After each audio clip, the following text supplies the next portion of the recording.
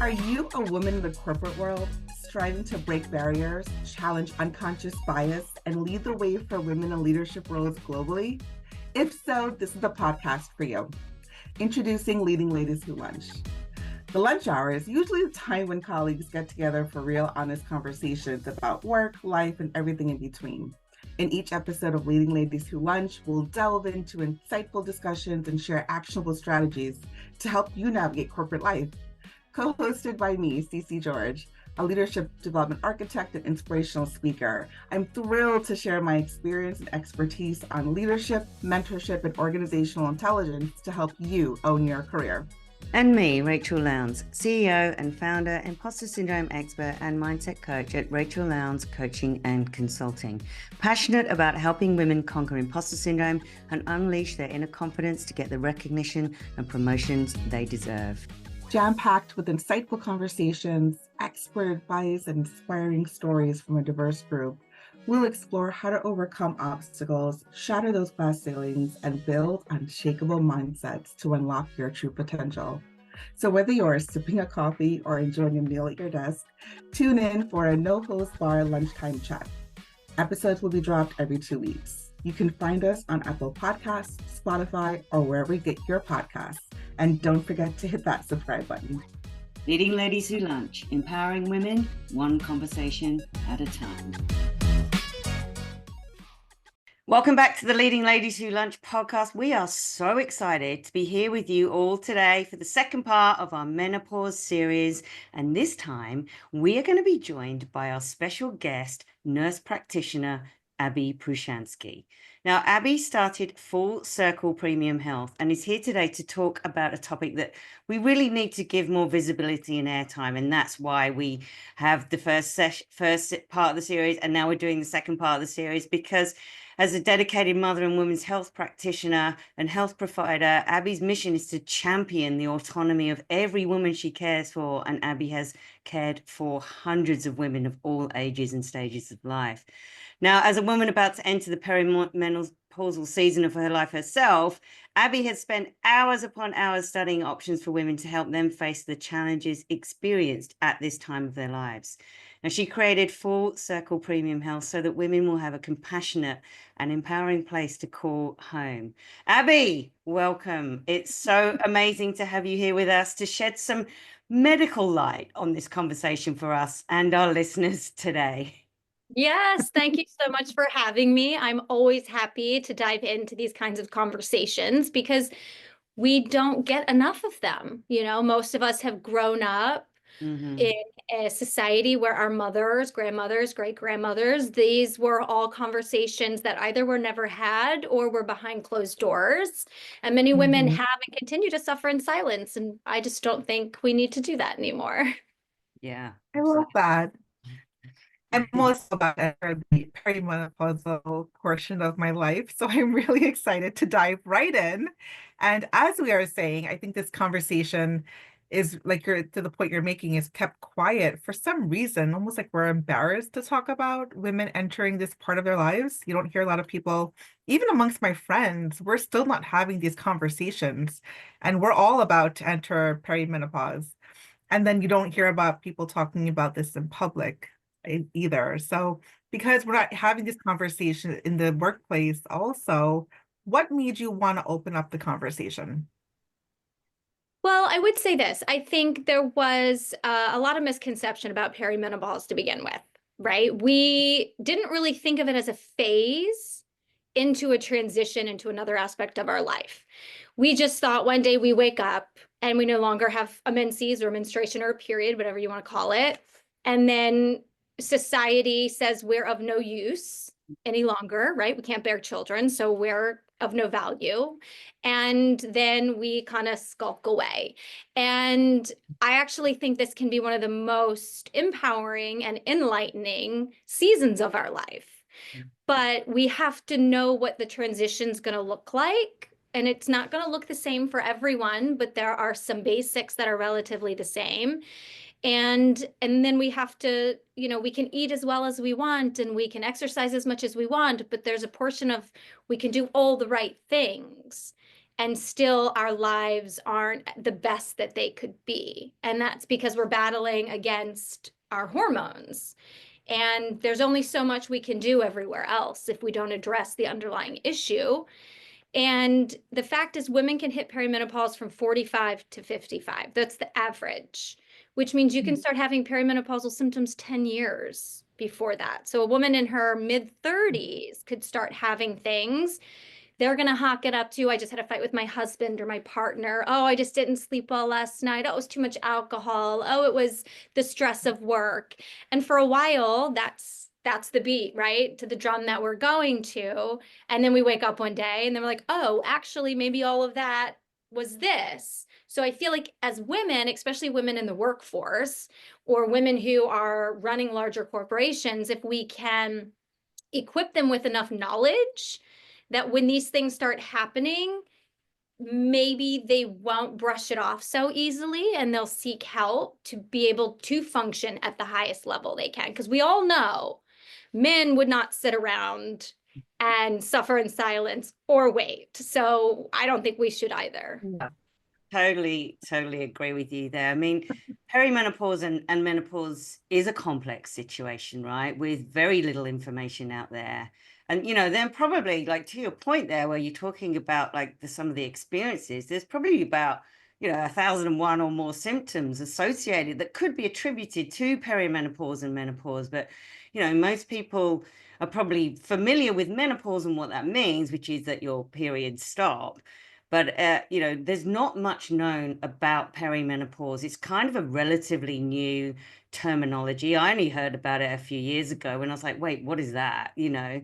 And so for our listeners who are listening and might be interested or they may be entering this stage of their lives, can you go through some of the like really distinctive symptoms that women should be aware of around perimenopause and menopause? And I know you can't kind of like, you know, what am I trying to say? Like, tell people what exactly they're going to feel. You can't do that, but you can Right, but definitely talk through. there are some common ones. Yeah. So I would say the majority of women, when they come to Right. me and they are not sure what's going on, right? Like I said, they feel like their diet or their nutrition is adequate. They're exercising. They feel like they're not really doing anything different in their life, but they feel different, right? Yeah. Like internally, they feel different. And I equate it to, you know, especially if you have younger or teenagers, and a partner in your home, you're like, you're in your home. And it's like, I know I love my home. I know I love the people that I chose to live in this home with, but I kind of hate them all right now, right? I don't Right. know why. I don't like anyone I'm around. A lot of times that's kind of the first thing that a woman will tell me, which is they have these larger fluctuations in their mood that they just can't attribute to anything, right? And maybe they have less patience, more frustration, a quicker fuse. It's almost like they have an internal burning rage. And if you think about it, if our estrogen's dropping, which is our I love the world hormone, I like people hormone, and that's kind of going away, then we do become a little bit more visceral, a little bit more animalistic, and a little bit more like men, right? We do become a bit more aggressive, right? Yeah. But in perimenopause, the issue with that is a lot of people want to think that it's a steady decline, but it's not. It's these weird pinpoint types of decline. So it's like I feel good this month, and then I feel terrible next month. And then I have 3 good months, and then I have 2 really bad months. Or I have 1 good week, and then a really bad week. So it's the fact that as your body's levels are shifting around so much, it's like your system is like short circuiting almost. You know, you get used to this and now you're over here, and then you're getting used to that and now you're back over here. And so it can be really difficult, and that can really affect our moods.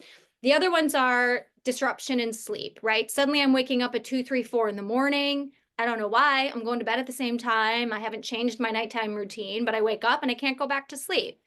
Obviously, most people associate it with starting to have hot flashes or night sweats. Not every woman's going to have those 2 big things, though.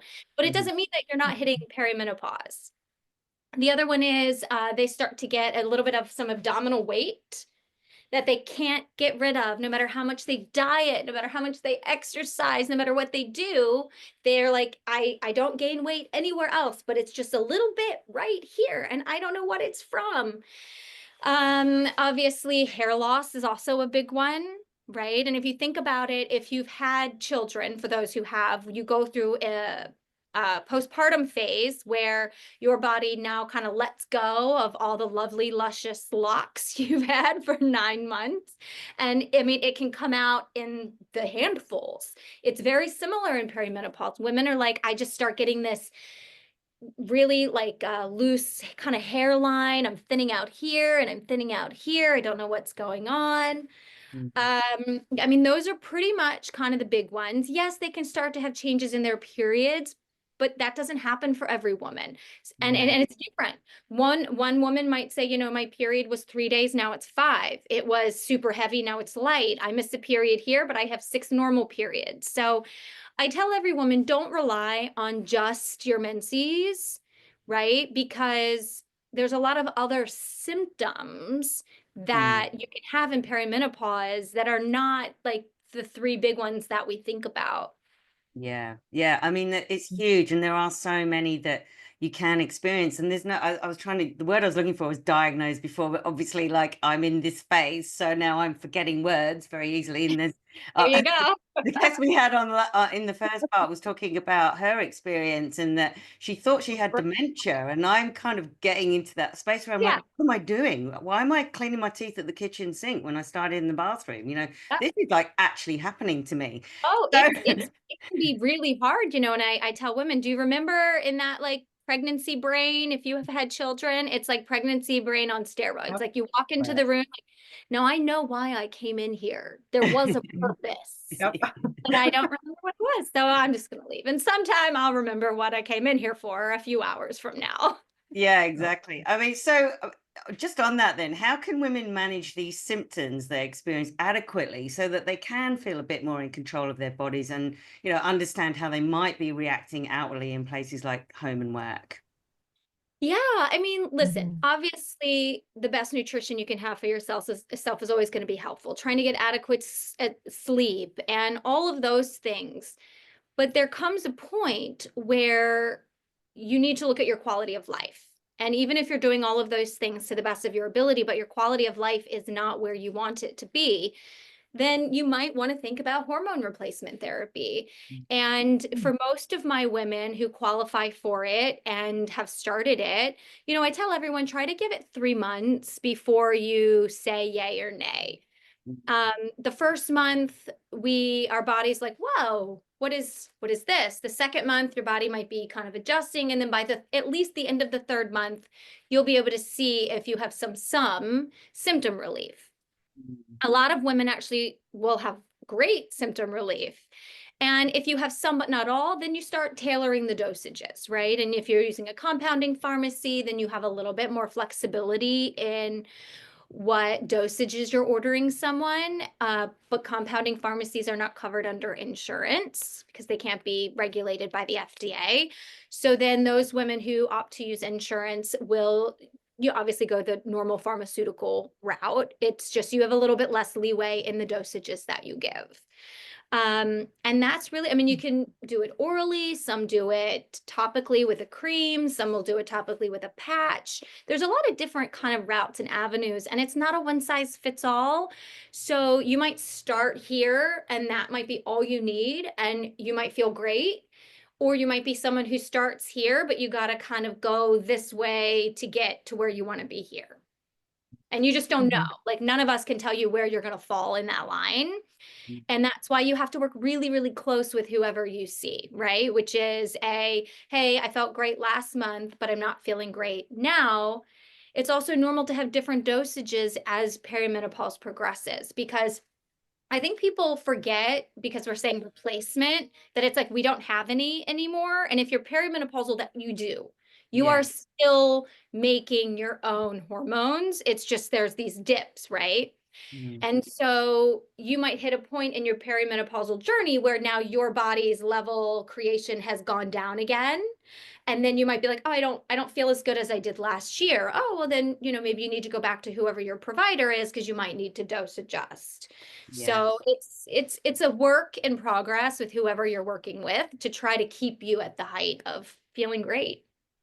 Yeah, Right. I mean, I think one of the challenges is, and I can only obviously speak from the experience of being in Australia, but there isn't a lot being talked about perimenopause and menopause. And, obviously, as you kind of mentioned there, like you've got women who are in high level positions, C-suite positions, leadership positions, running companies, corporations, who are unable at times to speak, communicate, just like I couldn't remember the word there. So you have a panic, you have anxiety, you lose your ability to be rational.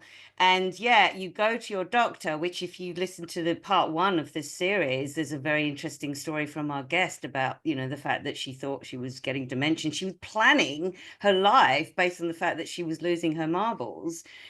Like there's not enough education out there. There's not enough talk about it. It's very difficult to get your GP to give you a HRT here, because I had to force my GP to do it. I said, I want you to put me on HRT because nobody knows anything about it. This is obviously an area you're super passionate about. So, it's about getting the word out there. How can we educate people more about this? Yeah, I Mhm. think obviously for women, for those of us entering the phase or in the phase, I think we're finally speaking up, right? To say, no more. Like we don't want to live like our mothers lived. We don't want to live like our grandmothers lived. And if you think about it, actually, the average age, I believe, in the United States of a woman when she hits a CEO position is in her early 50s. And that's kind of like smack dab in that whole internal warfare she's got going on. And, Mhm. no one would look at a man and be like, oh, he just can't handle it. But they look at a woman and they try to say, right, as society that, for those of us that are in much higher positions, that it's too stressful. And it's like, no, it's just we have a war on multiple fronts, right? A guy, okay, fine, you want to hit a midlife crisis, go buy a Porsche and get a 20-year-old. We can't do that, right? Like our bodies are truly transitioning in ways that we can't control to a degree. And I think by all of us finally speaking up to say, hey, I actually felt pretty bad and I went on this and now I feel like myself again. That's the number one comment I get from women who come back to me at like a 3-month follow-up when we finally hit a sweet spot for them is I feel like myself again. And that speaks volumes. And they say, I didn't even realize how unlike myself I had gotten because I'd gotten so used to that being my status quo. And now I realize, wow, I was living where I felt I was half underwater, constantly just getting to the surface and then back down again, right? Getting to the surface and back down again. And nobody should have to live like that.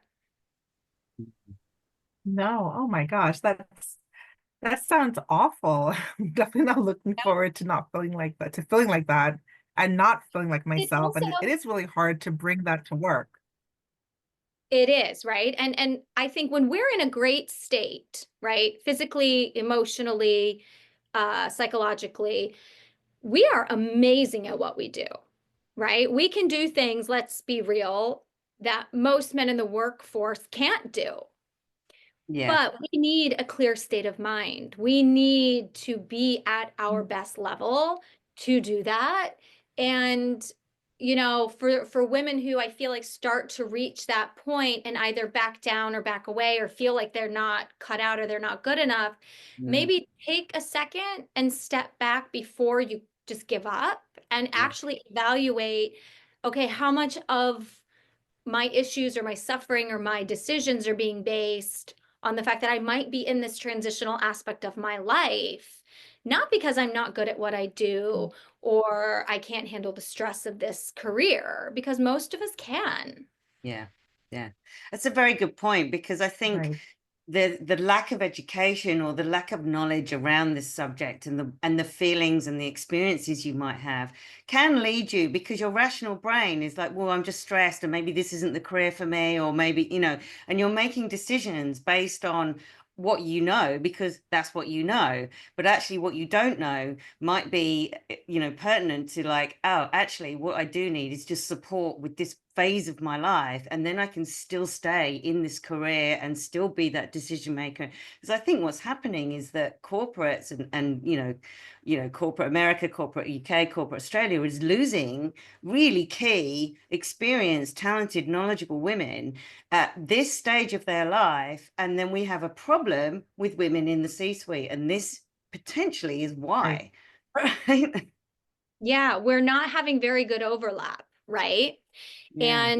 And I think as women, like you mentioned, you had to kind of force your GP to give it to you. Even here in the States, there are a lot of providers, male and female, much more male than female, but still both, who aren't up to date on actually how beneficial hormones are for us, right? The Women's Health Initiative had come out and it scared the heebie-jeebies out of everybody. Every woman practically stopped taking it. They only wanted to talk about the relative risk, not the absolute risk. And they kept saying it causes cancer, it causes cancer. And so women for a really long time just suffered. And I think if all of us are speaking up and more education gets out there, and like I had one client who I said, listen, she had a male doctor tell her, this is normal. It's just your phase of life. You'll get past it. You just got to grin and bear it and get to the other side. So he told her, you go back to him and you say, now listen, there's going to come a point in your life where your penis isn't going to work. Yeah. And it's no big deal. You don't need it anymore. It's just a phase of life. You'll get out on the other side. I was like, nobody's going to say that. Like, no guy's going to be like, oh, yeah, okay. I'm decommissioned now. But us as women, and I have so many women in their 40s, 50s, and early 60s, even mid 60s, who want to have avid sex lives. They want to keep going. Like, they have all this, but perimenopause, which leads to menopause, can make that sex life component challenging for some women. And so it's like, it's interesting. And I don't know how it is there for you guys, but here in the States, like there's so much that's not covered for women still, yet Viagra's covered under insurance and it's $1 a pill. Like it's pretty wild when you think about it. It's no wonder we've suffered in silence for so long, because we're told to. I know. I totally agree with that. Like, to your point there about, if a man was suffering from this, you could be damn sure it would be on the pharmaceutical list of covered drugs, and, it would be talked about everywhere, research. Yeah. And that report that you mentioned is quite old now, isn't it? It's quite a few decades old, and it's still yet being used as a marker of like, oh no, we can't give HRT out. Like, don't be ridiculous. Of course you can. And this is where I pushed my GP. I said, no, there's going to be a murder. I am a rage machine, and I need this for the safety of myself and the people around me. So, but I have to pay a lot of money for the HRT. Like, it's almost $50 a month. Yeah. And same, I would say for people using compounding pharmacies, for sure, it's anywhere between 30 to 100 plus if you're also on testosterone, which is not approved or covered for women. And so, yeah, there's a cost to it, right? And so that can be challenging for women as well, especially if they have to work, or they don't have great insurance coverage, or, they have to cut back somewhere else in order to be able to afford that. But, most of my women who come it's just really nice to see them come back and just be so happy in their life. And that's essentially the only thing that's changed, right? They didn't switch careers. They didn't get divorced. It's that they're like, oh, this little tiny patch or this little tiny pill actually has given me my outlook on life like it used to be, instead of being the rage machine who wants to murder everyone around you. And that's the whole reason why you do the fabulous work that you do, is to, give women back this piece of their life that they thought was buried because they were overtaken by the hormones. You know, Well, and my it general tells us that we're practitioners, not abused anymore. right? My GP actually still hasn't brought up this whole conversation. So I feel like I'm armed with so much more information to go back to her and say, well, you know, I had a conversation that you and I should have been having a long time ago. But to that end, and you talked about, you know, the hormone therapy, but what are some other products or things that you can recommend women invest in to help them through symptoms or feeling or just any part of the whole experience as they go through perimenopause, menopause, and even postmenopause? Yeah, I would say, there are different things that you can do if your issues are mostly like vaginal dryness. It's one of kind of the first things that a lot of women will start to notice as their estrogen's dipping. There are some great products on the market that are just straight hyaluronic acid. They can use as inserts 1 to 4 times a week. That helps them stay lubricated so they can still have sex whenever they want, right? Some people will still want to use a lubricant when they have sex, but not everybody. And sometimes that's enough. The hard part is also as our estrogen drops and our lubrication drops, we're more prone to UTIs, we're more prone to yeast infections, we're more prone to things because that skin is thinner. So sometimes it's about helping people find vaginal probiotics that work for them, or about even like boric acid after sex, if that kind of helps, so it's really about trying to find the best things you can that are potentially non-pharmaceutical or herbal based, that are over the counter and easy to do. Again, if it's just vaginal stuff, they can do like InMode has a vaginal Morpheus machine. I've actually been doing a lot of that for women. It helps, especially for women who end up with stress incontinence, overactive bladder, vaginal atrophy, vaginal dryness. And those are small treatments. So it's not something that they have to do every day or take every day. And usually they get a really good percentage of decrease in symptoms that way. But if it is systemic, right, the hot flashes and the mood swings and the disrupted sleep, there's really not much you can do other than replace it with the hormones. Some people will do, they like yam cream, but it's not really researched enough to know if it's truly beneficial or if it's more of a placebo effect. I'm all for people trying Right. non-pharmaceutical stuff for sure if they can, right? I'm a very firm believer in East and West together. It makes the best. But yeah, other than just small symptom relief, again, if it's full body or you're having issues, like it's your blood levels that you need to raise. Yeah. I was just, obviously there's just so many things that people need to be aware of. HRT obviously is wonderful, and we really need to kind of get more education out there around it, because it does actually bring you back to your body. And I was just kind of going back to what we were talking about before. Obviously, women at this stage of their lives, there must be a direct correlation between this stage of life and not just people leaving their careers, but leaving their marriages. There's obviously it's not obvious, but the highest number of homeless women now, the category of homeless women, it's over 50, just over 50, right? So that means that they're having this stage of their life where they've completely lost who they are, or maybe feel like they've lost who they are, and have left their jobs, left their husbands, or their relationships have broken down, and they're living in their cars and they have no support whatsoever. So we really need to be educating earlier on about what are the signs and symptoms to prevent some of these things happening. Would you agree with that?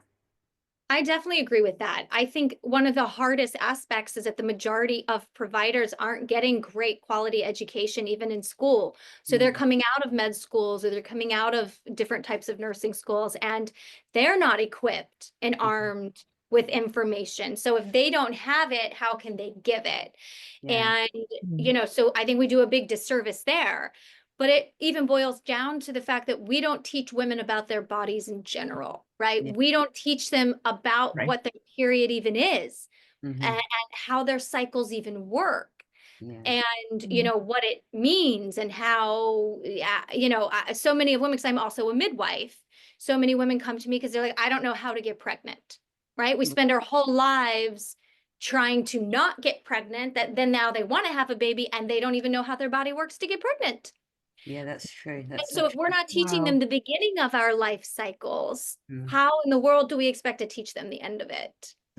Yeah, True. very, very true. Good point. So, you know, on that, like, how can the people around the perimenopausal, menopausal women, how can they support them? Like, what are some of the things that you would recommend they do? I think one of the biggest components is to find a provider in the space that is an avid believer in helping you, right? Because you have to take charge of your care. Unfortunately, you know, medicine was originally built as a paternalistic model of care, right? I'm the doctor, I know what's best for you. And that's just not the case. It's every single person is so individualized. What's right for you might not be right for me. And so the best thing to do is to find a provider that aligns with your mission, whatever that is for you, whether it's going with the hormonal route or the non-pharmaceutical route. And then staying in a lot of contact with them. Oftentimes we think of providers, oh, I see them when I'm sick, or I see them once a year. And sometimes that's not enough, right? You want them to know you. And the best way to know you is think about it as in, you know, you don't know someone that well after a first date, but you know them well after dating them for a year, right? So it's, you know, think of that as a relationship you're building, right? It's not a sexual relationship or a financial, but it's still a relationship that you are cultivating. So I think that's number one. Number two is find other women in your circle, right? Because it is a hard transition for some women. And the best thing we can do is to find others who will help solidify and build us up and give us that support. Because men aren't going to understand it. I'm sorry, but if you try to seek support from your husband or your partner or it's not the same, right? They don't understand to the depths of what you might be experiencing, both internally and externally, but a friend will. So if you're in a friend group, but this isn't what they talk about, well, then you maybe need to take the lead and open the conversation up for everyone. And then maybe you find a great provider from a friend, or you offer a great provider to a friend. And then I think it's teaching our younger generation, right? Instead of being silent, because oftentimes change doesn't happen in your generation, right? We do all this work so that it changes in the next couple of generations. So if we can find ways to, you know, focus on teaching our girls more intricately about their menstruation, and then having conversations with our teenagers, our 20-year-old daughters about, you know, oh, this is the, you know, I remember my grandmother being like, oh, I'm having all these hot flashes. And I'd be like, I don't know what that is, just over there sweating in the corner, like trying to air herself out. Instead of having conversations to say, oh, well, this is the next transition, right? We have transition from being a little girl, puberty, into being a woman. Then that period of our life is where we are able to essentially have children. And then you'll go through another transition. And that transition is A, B, C. You might have this, you might have that. Like being able to teach it early on is, I think, going to be key in having that next generation stand much more firm than we did on, no, we're not going to suffer. We're not going to do this. I deserve the same equity of care that a man would get in whatever his issues are. I think the underlying message here is like, don't just sit in silence and suffer in silence. Like if you are of a certain, if you are hitting your 40s, potentially some of the things you're experiencing may be attributed to perimenopause. So talk about it with your GP. Don't be afraid to share it with your friends. I think there's a lot of validation in that, actually, because when it started happening with me, I was like, oh my gosh, what's going on? It can be really confusing and frightening. You don't think that your friend and this person or that person is having the same feelings as you. And I think a really big component is if you open that doorway to whoever your provider is and they shut it in your face, you have every right to leave that practice and find someone else, right? Like, I think oftentimes we think that when we've chosen a provider, it's like we've married them, right? And it's like, oh, I don't want to go through the process. It's like I have to divorce them. And it's like, it's okay, to say, I'm not saying that you're a bad provider. We just don't align on this issue. And what I tell all my women, even with pregnancies, like if you get to a point in that relationship with a provider that you don't feel that they align with your goals and your mission and your values, then you need to find someone who does. Yeah, that's so true. I mean, Okay. sometimes there's specialists that you just need to, go and work with someone who really understands it. Someone like yourself, that you've put your time, energy, and effort into understanding this problem and really passionate about caring about women in all phases of their life, but particularly this area. So that's the work you're doing is wonderful. Yeah, well, listen, I've always just wanted to help women, and like I said, now that I'm in this phase, when you go through different phases of your life, you just have a deeper understanding, right? I understand what it feels like. I understand the questions and sometimes the lack of answers and the gray area and the black and white areas, and having a personal experience along with the knowledge, I just think is much more valuable when I have someone come into me who starts spouting things off and I can be like, that actually, that sounds like perimenopause to me. Right. And most of them are like, what? No, I'm too young for that. And I'm like, Shock. it's not the end of your life. We have so much more life to live and so much more things to give. Like, we Right. have to stop thinking of perimenopause as the scary doorway into like falling off the face of the earth, right? Right. Because Right. there's only a very small number of mammals who actually have menopause and have grandmother-like figures, and they're very important in society. So we need to lift those women up and support them in that role instead of making them feel like they have no value. Absolutely. You've given us a lot to think about and a lot of information. How should our listeners, or how can our listeners find you, connect with you, and just say hello? Sure. So my practice is based in Torrance, California. I do personally like to at least have one face-to-face visit with people. Again, I'm all about building a relationship. After that, I do plenty of telehealth. I have no issues with keeping in contact and in touch that way. Like I said, I also do Morpheus stuff. I do EMS. I have a primary care concierge practice. And Oh, I wow. also work in a separate practice where I do obstetrics. So I'm kind of like, I'm split. But to me, I want to be able to offer that one-stop shop for everyone. Like, I don't want you to have to go to 500 different people just to land in the same place. So yes, I do in person, I do online. And I really try to tailor things just based on what people need. So they can visit my website if they want. They can reach out through email that way.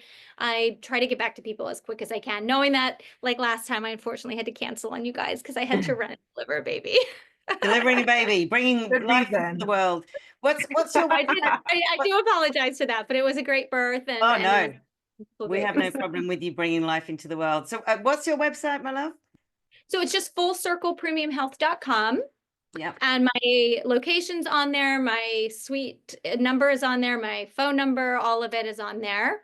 Yeah. And yeah, people can reach out to me. Even if you're not in my area, I'm happy to help people navigate these systems to find someone in their area that, aligns with what they're looking for, right? Because only certain people can do certain things in certain states. So Yeah. if you're not from my state, then it's like, oh, okay, well, let me see if there's some great providers in your state.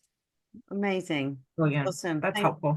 Yeah, thank you so much, Abby. This has been fantastic. You've really taught us quite a lot of information today. And, this topic obviously is just going to keep resonating with people and get bigger and bigger. So appreciate your time and sharing your knowledge and information with us. Well, thank you guys Yes, for thank having you. me. I had a lot of fun and hopefully, somebody got something to take away from it. So I'm sure. Thanks for listening to this episode of the Leading Ladies Who Lunch podcast. If we can leave you with a thought, if you are a woman about to enter menopause or going through it, how will you share the information you've gained today with another woman and normalize the conversation? If you aren't going through the stage of life, how will you use this perspective to support a woman who is? If you like this episode, we would be so grateful if you could share it with your friends and tag us on social media at Leading Ladies Who Lunch. Your reviews of this podcast mean so much to us. We'd love it if you could rate it and subscribe to the show. Remember, you can find us and subscribe to the podcast on Apple Podcasts, Spotify, or other podcast platforms. Subscribe to stay up to date with the latest episodes and follow us on Instagram at Leading Ladies Who Lunch. Stay tuned for another great episode in 2 weeks. And until then, stay sassy.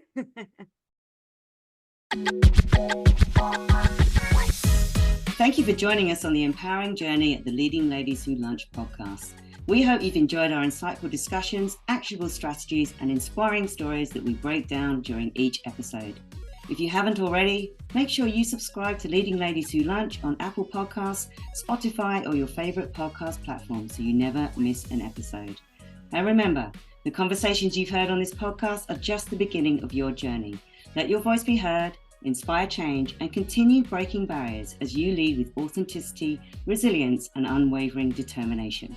Until next time, keep embracing your leadership potential, challenging the norms, and shaping a better world for women in the workplace. Leading Ladies Who Lunch, empowering women, changing lives.